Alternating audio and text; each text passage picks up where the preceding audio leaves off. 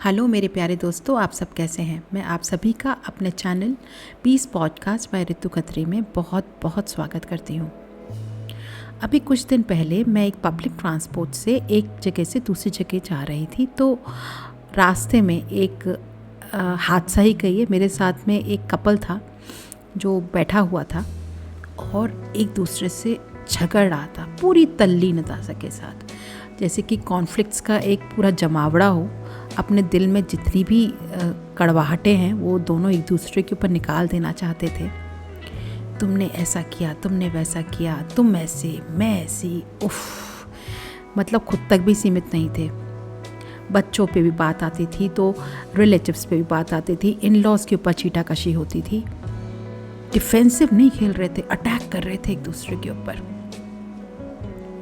ऐसा लगा कि जैसे उतारू हैं कि किस प्रकार से ये रिलेशनशिप इस कदर कड़वाहट से भर जाए कि अंत में उनको एक दूसरे की शक्ल भी ना देखनी पड़े। दोनों की कोशिशों में कहीं कमी नहीं थी। मुझे बहुत हैरानी हुई। अब जब उन्होंने शादी की होगी तो अज्यूम कीजिए क्या उनके मन में इस तरह का कुछ एक विचार रहा होगा। बिल्कुल भी नहीं। मुझे लगता है उन्होंने एक बहुत ही सुंदर संसार की कल्पना की होगी। जब वे दोनों एक दूसरे के गठबंधन में बंधे होंगे तो उन्होंने सोचा होगा कि उनकी जो मैरिज लाइफ है वो बिल्कुल परियों की कथाओं जैसी होगी, with a very happy ending. और थ्रू आउट वो लोग हमेशा एक दूसरे के साथ खुशी खुशी रह पाएंगे। लेकिन आज जब उनकी ये स्थिति देखती हूँ, जब उनको इन परिस्थितियों में लड़ता हुआ पाती हूँ, मन मुटाव जब इस कदर बड़े हुए देखती हूँ, तो मेरे मन में एक कांटा सा चुभ जाता है। कहते हैं ना, जोड़े तो ईश्वर बना के भेजता है, तो तोड़ने का काम भी उसी को करने दीजिए। आप क्यों बीच में टांग अड़ाते हैं। ईश्वर के द्वारा बनाई गई इस जोड़ी को जोड़ी बने रहने दीजिए, ये निवेदन है। ध्यान रखिए कि आपके साथ आपके बच्चे भी हैं, आप एक दूसरे के पूरक हैं। क्या ये अच्छा लगता है जब आप इस तरह से लड़ते हैं कि ये तुम्हारी गलती है कि हम हमेशा लड़ते रहते हैं, तुम मेरी कभी सुनती क्यों नहीं, या तुम मेरी कभी सुनते क्यों नहीं, तुम हमेशा ऐसे बिहेव क्यों करती हो, क्या तुम कभी चेंज नहीं हो सकते हो, तुम मेरी केयर करना कब शुरू करोगे, तुम्हें मेरी कोई परवाह नहीं, तुम हमेशा मुझे ये क्यों महसूस करवाती हो कि मैं एक नाकारा व्यक्ति हूं। आपने देखा किस तरह के वर्ड्स और किस तरह के कॉन्फ्लिक्ट्स होते हैं। एक बार यदि ये वर्ड्स तीर की तरह चुभ जाएं आपके पार्टनर को, तो इनको रिवर्स लेना या वापस लेना बहुत कठिन हो जाता है। और उससे होता क्या है कि ये जो कड़वाहट है ना, ये परसिस्टिंग वे में आपके इर्द गिर्द हमेशा घूमती हुई प्रतीत होती है। आप जितना भी पीछा छुड़ाना चाहें, आप उससे पीछा छुड़ा नहीं पाएंगे, क्योंकि आप सेज तो नहीं है ना। आप एक नॉर्मल ह्यूमन बीइंग हैं। आप कड़वाहटें याद रखने के लिए तत्पर हैं, प्यार याद करने के लिए तत्पर नहीं हैं। आप वो घड़ियाँ याद नहीं करना चाहते हैं जब आप एक दूसरे के लिए कुछ भी कर गुजरते थे। आप केवल उन्हीं चीज़ों को याद रखना चाहते हैं जिससे कि आपके ये जो प्रेजेंट डायनामिक्स है ना, वो ख़राब हो जाए। ब्लेम गेम के कारण क्या आपने कभी सोचा है कि किस प्रकार की समस्याएं आपके इस मैरिज को घेर लेंगी। हो सकता है कि आपका पार्टनर बेवफाई कर जाए। अगर आपस में लड़ाइयाँ इस कदर बढ़ने लगेंगी तो वो इमोशनल सपोर्ट के लिए बाहर का रास्ता भी देख सकता है या देख सकती है, दोनों ही बातें हैं। दूसरा, आप दोनों के बीच में बहुत ज़्यादा गुस्सा हो सकता है। गुस्सा इस कदर भी हो सकता है कि आप अपने हैप्पी जो मोमेंट्स होंगे वो भी शेयर करने से बचेंगे, क्योंकि अब उस रिलेशनशिप में हैप्पीनेस की कोई गुंजाइश ही नहीं है, केवल गुस्से की गुंजाइश है। तो in the other terms lack of communication भी इमर्ज हो जाएगा। आप एक दूसरे से बात भी करना नहीं पसंद करेंगे, चाहे वो पॉजिटिव हो चाहे वो नेगेटिव हो। तो ना ओपननेस रहेगी, ना ट्रस्ट रहेगा, ना ही ऑनेस्टी रहेगी। केवल रहेंगी मिसअंडरस्टैंडिंग, इमोशनल डिस्कनेक्ट्स। आपका मन नहीं करेगा कि आप किसी भी तरह से रिस्पॉन्सिबिलिटी लें घर के प्रति। बच्चे जो हैं वो आप सोचते रहेंगे कि बच्चे के प्रति जो जिम्मेदारियां हैं वो केवल माँ की हैं, और या सोच सकते हैं केवल पिता की हैं, और पाएंगे क्या कि दोनों ही अपनी इस जिम्मेदारी का निभा नहीं कर रहे हैं। घर की रख रखाव, घर का मेंटेनेंस, ये सब चीज़ें जो हैं, रिश्तेदारों का आना जाना, वो सब निगलेक्ट होगा। आपकी फ्रेंडशिप भी बॉदर्ड होगी, ट्रस्ट ब्रेक होगा ही होगा, क्योंकि जब पार्टनर सपोर्टिव नहीं है, अंडरस्टैंडिंग नहीं है, तो बिट्रेयल तो हो ही सकता है, इमोशनल डिस्टेंस हो ही सकता है, अल्टीमेटली डिवोर्स भी हो सकता है। तो डिवोर्सेस के लिए ब्लेम गेम जो है ये बहुत बड़ा कंट्रीब्यूटिंग फैक्टर है। किस तरह से हमने अभी डिस्कस ही किया।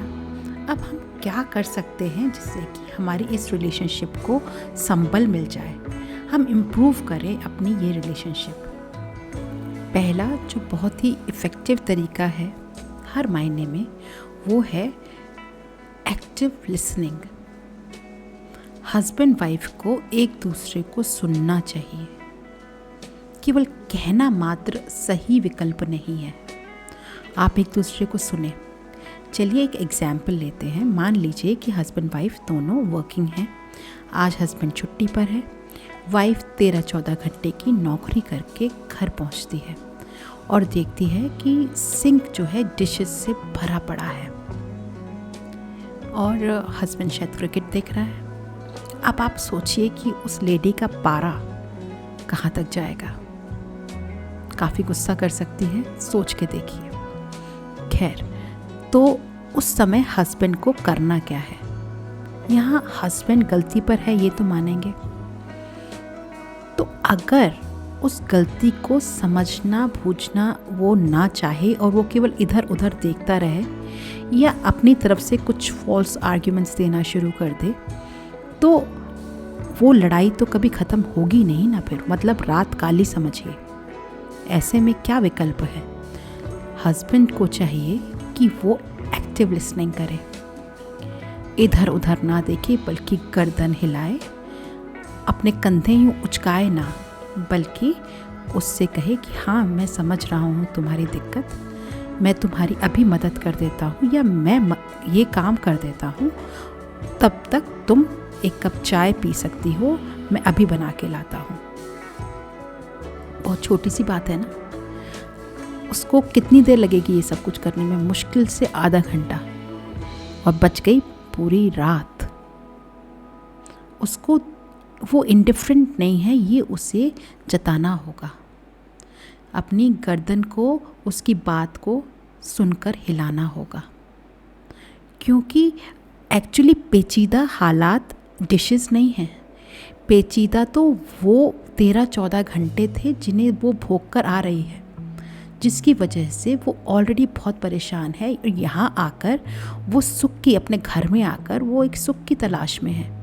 वो समझती है कि जब वो अपने हस्बैंड के साथ में बैठेगी और उसे आज का पूरा जो एक दिनचर्या रही है वो बताएगी, तो उसका हस्बैंड कहेगा कि कोई बात नहीं, हर दिन सुंदर नहीं होता है, हो सकता है कि आज का दिन काला रहा हो लेकिन अगला दिन एक बहुत रोशन होगा और तुम्हारी सारी प्रॉब्लम सॉल्व हो जाएंगी। पर उसको मिलता है कुछ और।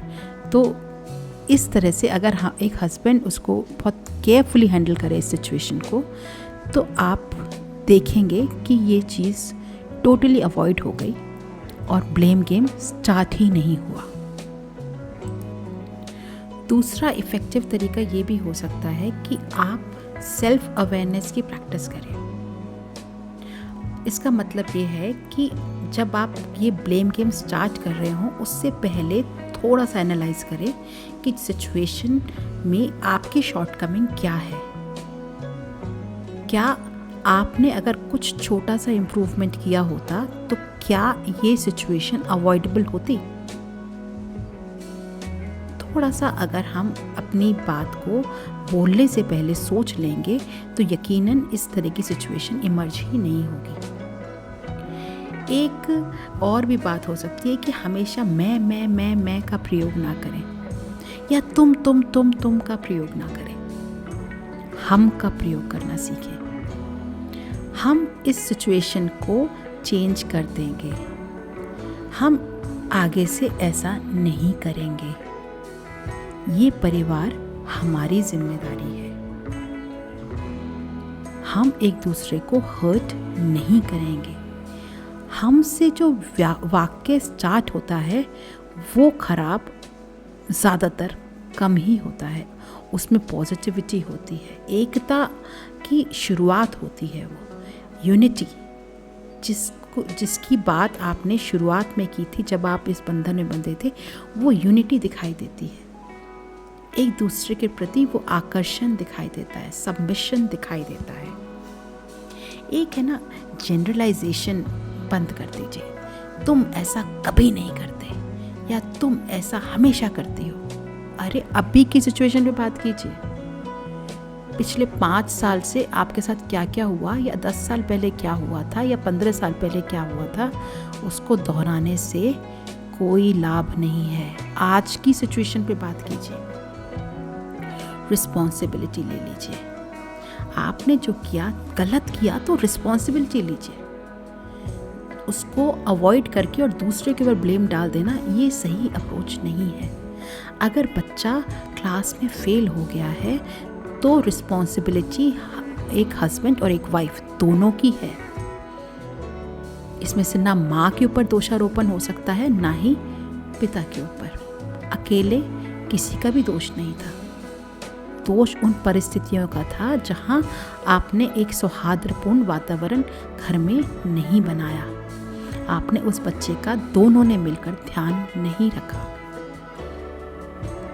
और सबसे अंत में, अगर फिर भी ये चीज़ आपसे नहीं संभल रही है तो आप ज़रूर प्रोफेशनल हेल्प लीजिए। कहीं ऐसा ना हो कि आप सोचते रह जाएं और आपकी मैरिज लाइफ बिल्कुल ख़त्म हो जाए।